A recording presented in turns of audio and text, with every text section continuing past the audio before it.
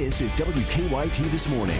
Good morning and welcome into you. I'm Rebecca Smith. And I'm Bill Bryant, and Kentucky Morning start right here on WKYT. Glad you're with us here on Tuesday, February 23rd. Now at 6 a.m., a Southern Kentucky man says he lost something that can't be replaced when burglars broke into his home while he was on vacation.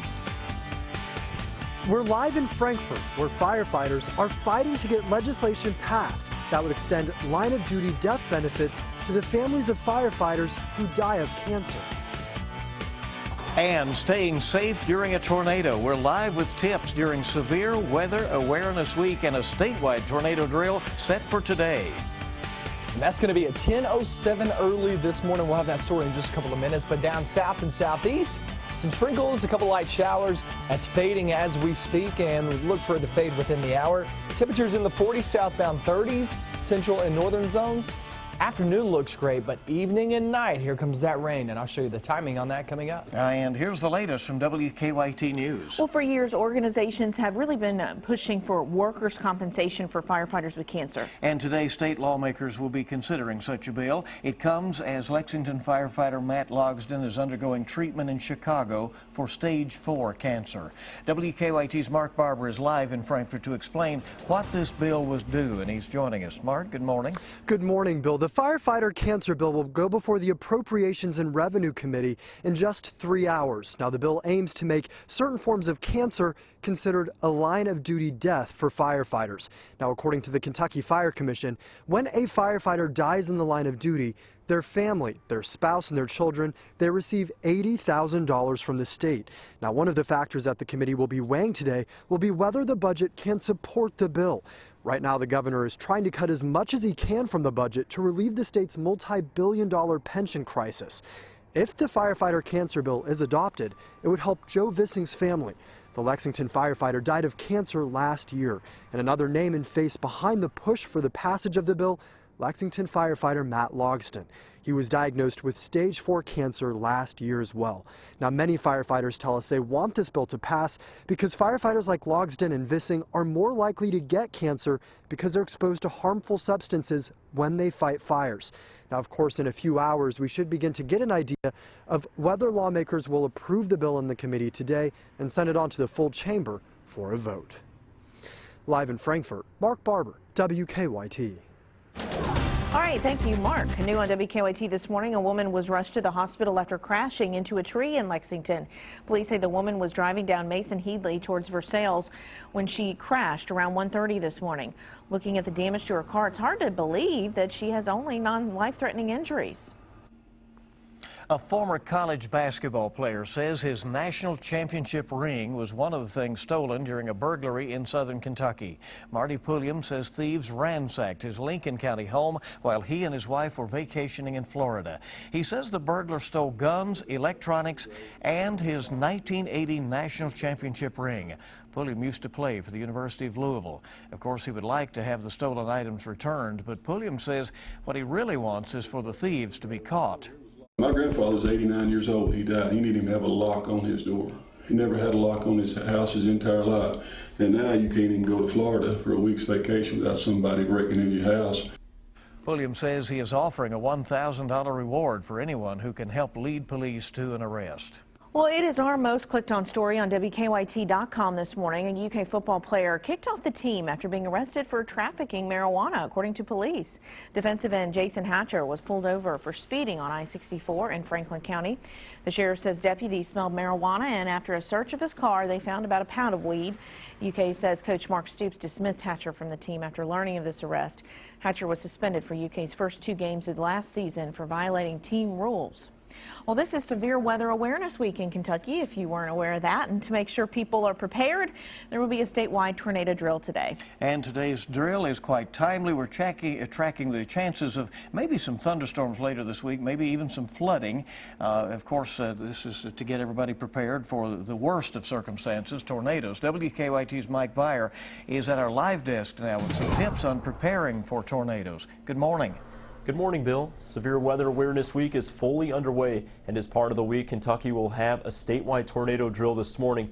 The drill will begin at 10:07 Eastern Time. At this time, tornado sirens, weather alert radios, and television and radio stations will broadcast the alerts, including right here on WKYT. Whether you are at home, work, or school, state emergency management officials encourage all Kentuckians to practice their tornado safety plan during the drill. Here's a few suggestions on what you may want to prepare for in the case of a real tornado. Now, before a tornado, if you were in a mobile home, number one is get out. Find a nearby permanent structure. Tornadoes can destroy even tied down mobile homes. Now, during a tornado, if you have a basement, you're going to want to go there. If you don't have a basement, first thing is avoid windows. Go to the lowest floor or to a small interior room or closet. Once you find a safe spot, crouch as low as possible facing down while using your hands to protect your head. Now, officials are asking everyone to use this drill as practice so you can have a plan in place in the case of a real tornado. This could ultimately save the lives of you and your family. At the live desk, Mike Byer, WKYT. All right, Mike, thank you very much, and hopefully everybody will heed the advice and take part in the drill this morning, and just think what you would do if that circumstance were coming down the road, a tornado. 6:06 our time this morning.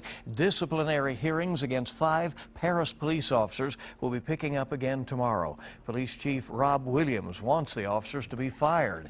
He told a city commission that the officers spent too much time in the police dispatch center instead of out on patrol. Yesterday's hearing included hours of video evidence presented by the police chief. The attorneys for the officers say this is a case of retaliation. The Herald Leader says the officers are expected to address the commission tomorrow morning. The polls are now open in Harrodsburg, where Kentucky's oldest city will decide whether to expand alcohol sales. Harrodsburg already has limited sales in larger restaurants. The proposal on the ballot would loosen that restriction from a 100-seat minimum down to restaurants that seat 50 more people. The polls will be open in Harrodsburg until 6 p.m. Well, last month, voters in London expanded sales to include package sales. Wet-dry elections are set for McCreary County March 8th and Adair County March 22nd. Now, your zone-by-zone forecast with meteorologist Micah Harris. Looking south and southeast, holding on to still some sprinkles, a couple light showers. None of this is going to be a major issue. However, you will see some wet roadways across Cumberland Parkway and south. Then going to Hal Rogers Parkway, go south. That's your best bet of actually seeing some of those wet roads. And that does include 75 from Rockcastle County all the way into Williamsburg in Whitley County. Now, this will fade away. Every bit of it fades away within about an hour or so. So it's not going to really affect us all that much the rest of the time that it's actually alive. A lot of that energy treks on out of here and it takes it along with it. Temperatures yesterday were in the 30s. Central and northern zones, we're doing that this morning. We're in the 40s south and southeast. We're doing that again this morning. So what you felt yesterday morning as you stepped out the door, basically what you're going to be feeling this morning. It's virtually the same. Get into your afternoon, not so much. I'll actually be in the mid-50s later on this afternoon. This is a really pleasant day in store. It really is. Throwing a little wind, and if you're under those clouds, it could be cool at times, but afternoon isn't all that bad. Teachers, keep in mind, get the kids out today if you can, just due to the fact we go off into the night and into tomorrow. Here comes widespread rain, so tomorrow you won't be able to do it. Thursday, you may not even be in school on Thursday. There's that possibility of that snow really making an impact. So here's that system rolling on through. This is the one we're going to be eyeing as we try throughout the next 24 to 48 hours. When it rolls through, not only will it give us widespread showers, but it also gives us the opportunity of hearing some rumbles of thunder, and that's going to be for tonight into tomorrow. Okay, so tomorrow's widespread. It's on and off with that rain. 1 to 2 inches of rain is expected. And then we look toward widespread snow showers on Thursday. That wraparound moisture gets involved. So Wednesday night into Thursday, we're looking at snow showers. So that's going to be the opportunity to cause a few headaches across the region. This is not a major snow system. It's nothing like that. This is not going to shut down any roadways. It's not going to cause many major issues. But you're still going to get some problems out of it. Don't get me wrong. Okay, some schools delayed or closed, meaning heads up for the kids being home there on Thursday. There is that possibility. Okay, let's watch this hour by hour. There's 8 a.m. Remember, most of your day is going to be dry, and then it becomes widespread there as we track off into the night and into tomorrow. And yes, you could get some rumbles of thunder. Wednesday night into Thursday morning, that's when the rain changes off into snow. And that's where we'll be seeing anywhere from, Bill, I would say 1 to 3 inches of snow. I'd say at the very least a coating At the very most, right around 3 inches. So most of us will be right around 1 to 2 inches of snow. Obviously not a big issue, but it will be big enough to maybe cause some problems at school or your early morning commute there on Thursday. Yeah, with the timing of it all. And Yeah, as you said, absolutely. it should be a slushy snow. Slushy snow, yeah. With the temperatures up there a little bit. All right, 6:10 is our time this morning, and every morning right here we bring you weather and traffic together. Let's go out to Officer Don and take a look at what's happening out on the roads early. Hey, Don. Hey, good morning. Well, it's quiet on the circle right now. We also checked the interstate on 75. No, police are running radar 75 south around the 111 mile marker this morning. So keep that in mind if you're going to be passing through the southern split. As we got a live look outside and look at real-time traffic flow around Lexington, everything looks okay. No major issues on the circle, as we've said. Now, as far as drive times are concerned, from Nicholasville, looking good so far. About 12 minutes, 11 minutes from Versailles. From Paris will take you 18 and 23 if you leave home right now from Winchester to get to Lexington. So we're in pretty good shape there. Of course, we'll keep you up to date throughout the morning. Now back to you in the studio. All right, everybody, buckle up, make it a safe ride in. Thank you, Don, and we have a lot more news coming up on WKYT this morning on your Tuesday. Well, Donald Trump is taking aim at one of his biggest challengers hours before today's Nevada caucuses. The latest from the campaign trail in 3 minutes. And Facebook wants to bring your happy birthday messages to life. Kentucky mornings start right here on WKYT, and we're coming right back. Welcome back in. It is 6:15 on this morning. Tuesday is what it is. Hop to it, right? Yeah, there you go. Republicans caucus in Nevada today to select their party's presidential nominee. GOP frontrunner Donald Trump looking to secure a third win in a row. Meanwhile, rival Ted Cruz is fighting back against claims that he is running a dirty campaign. Don Champion has the latest from the campaign trail. After winning primaries in South Carolina and New Hampshire, Donald Trump is eyeing a big win in Nevada tonight. You gotta vote tomorrow. You gotta vote, vote, vote. On the eve of the state's GOP caucuses, the Republican frontrunner did not hold back, slamming a protester. Like to punch him in the face, I'll tell you. And bashing rival Ted Cruz for what he called dishonest campaign ads. This guy is sick. There's something wrong with this guy. God bless the great state of Nevada. After finishing in third place behind Marco Rubio in South Carolina, Cruz is going into today's contest without his communications director. Rick Tyler was asked to resign Monday for sharing a false news story on social media that suggested Rubio dismissed the Bible. I have made clear in this campaign that we will conduct this campaign with the very highest standards of integrity. That has been how we've conducted it from day one. Speaking on a flight to Vegas, Rubio called Tyler the fall guy for Cruz's deceptive campaign. You feel bad for the guy. He's basically a guy who was executing a culture that exists in that campaign. Rubio is leading Cruz in the Silver State. Both are vying to be the main alternative to Trump, with Super Tuesday just a week away. Don Champion, CBS News. And on the Democratic side, Bernie Sanders and Hillary Clinton will be taking part in a town hall event tonight in South Carolina. That's ahead of that state's Democratic primary, which is this weekend.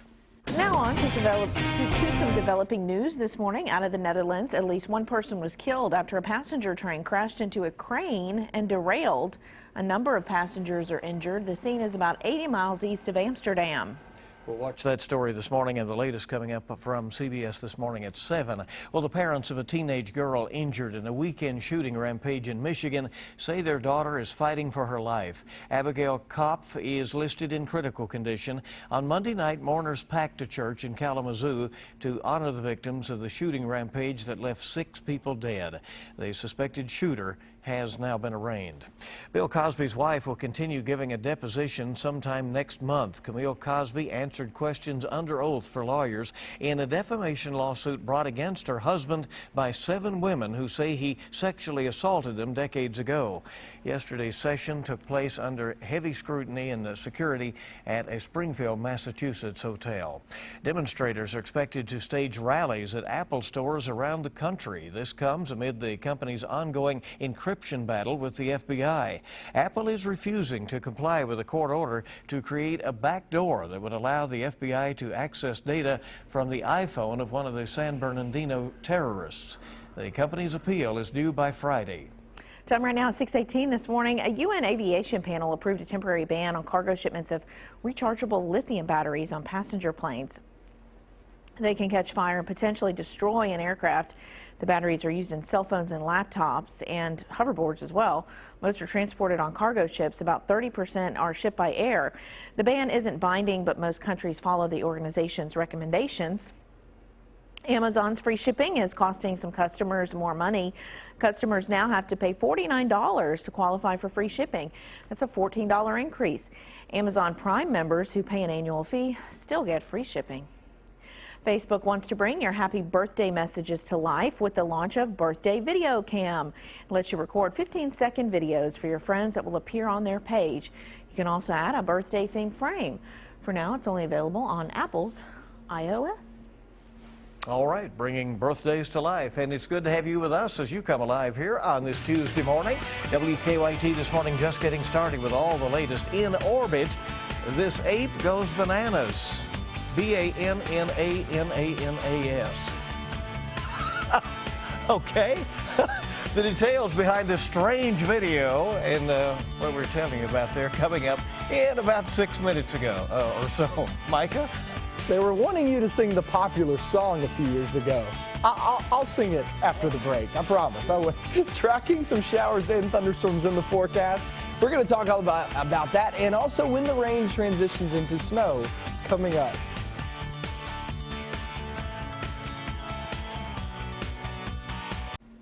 6:23. Welcome back into WKYT this morning. Glad you're here with us on this Tuesday. Yeah, I hope it's a good one for you. A Senate committee in Frankfort will hear a bill this morning that would expand death benefits for the families of firefighters who die of cancer. And that's what's trending at this hour. The firefighter cancer bill would classify deaths caused by certain forms of cancer as line-of-duty deaths. That would help the firefighters' families because they would then receive an $80,000 line-of-duty death payment from the Commonwealth. There will be a statewide tornado drill about 10:07 this morning as part of Severe Weather Awareness Week in Kentucky. Emergency outdoor sirens will sound. An alert will be sent out over televisions and radios. And a quick check of your forecast this morning, now with meteorologist Micah Harris. Yeah, it's pretty dry this morning and no real fog issues, so out and about. It's actually a really good start to the day. It's pretty much what we felt yesterday is what we're going to be feeling this morning. I will say this, still a few light showers, a couple of sprinkles down south and southeast. Hal Rogers Parkway, 75 from Rockcastle County southbound. It's going to be a little wet this morning. It wasn't absolutely soaked overnight early this morning, but just heads up for that. That's our only issue. Look at your temperatures, 36 there in Frankfort. Covington, northern Kentucky in the 30s. That goes for Mountain Parkway and Lexington. You go down in the southern half, you're sitting there with the 40s though. So 30s and 40s this morning, rain in the southeast for your AM commute. And then we head throughout your day, mostly cloudy skies. Now, if you're heading out to lunch at 50 degrees, that's a really good day. So nothing really falling out of the sky at lunchtime, and also 50 degrees, we will take that. Mid-50s by the afternoon, pretty decent day in store. But you better enjoy it while it lasts, because as we head off into the night and into tomorrow, it becomes very rainy. And then we look toward Thursday with the snow, and then Friday with the cold weather. So this is probably your best day for the rest of the work week, guys. And we're going to talk all about that active weather coming up. Okay, we'll see you in just a little while with that. Thank you, Micah. Coming up on 6:25, and PBS is launching an around-the-clock channel for children this fall. The free 24-hour channel will provide child-friendly content during prime time and other periods that draw in kids. The service also will be available online and on the PBS Kids video app. Well, Jeopardy host Alex Trebek is from Ontario, Canada, but it appears his countrymen not welcome on his game show. New Jeopardy rules rule out Canadians from trying out. In an email, Trebek cites Canadian online privacy laws, though it is unclear just which laws would keep Canadians out of Jeopardy. Huh. Well, that's interesting. Okay. Okay. Now, astronauts escaped with their lives after a gorilla went bananas on board the International Space Station. The ape was actually American astronaut Scott Kelly in a gorilla suit that was sent to the ISS by his twin brother Mark. Scott shared this video of him chasing astronauts while in orbit. Scott Kelly, oh, there you go. Well. Ooh, will return to Earth next month after a year in space. You know, you got to keep yourself occupied. Yeah, I guess you do. You've been in space a year. You're right. And they wanted me to sing the banana song a little bit earlier. Normally, you don't have to ask me twice to sing. You know that here in the studio, right? You weren't aware of Gwen Stefani. That's not one that I was, you know, I do everything from Squeeze Box to... You have an Shut older, up and dance with me or you whatever. have an older taste for music, but eclectic. I like some of the newer stuff, Eclectic, yeah, yes. all right. But that one, a few years back. 6:26 now on WKYT this morning. Good to have you along here on your Tuesday. Hear from a man who jumped into the water after seeing a man crash into an eastern Kentucky creek. Tonight's Mega Millions jackpot, $114 million. Wednesday night's Powerball jackpot is $236 million. And we'll be right back on WKYT this morning.